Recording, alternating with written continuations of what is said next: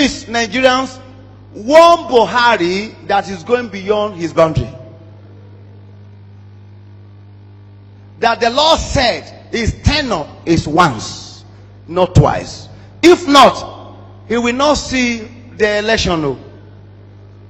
Tell him, if you know him and you know how to email the presidency of Nigeria, please write him a text. If he made a mistake to campaign for election before they vote, he will die.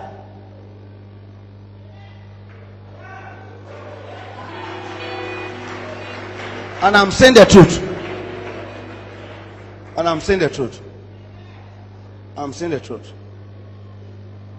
Tell him that the same voice that spoke when people said Jonathan will be president of Nigeria, the same voice is speaking to him that he must not make that mistake.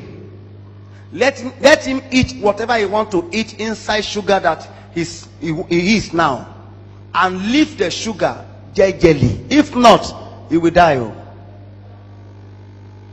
And that is just the message. And I'm not afraid of any man who killed me today. He helped me because eternity is waiting for me already.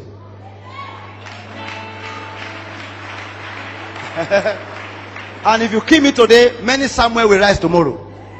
So what is the essence of killing me? Because there are many Samuel that will rise.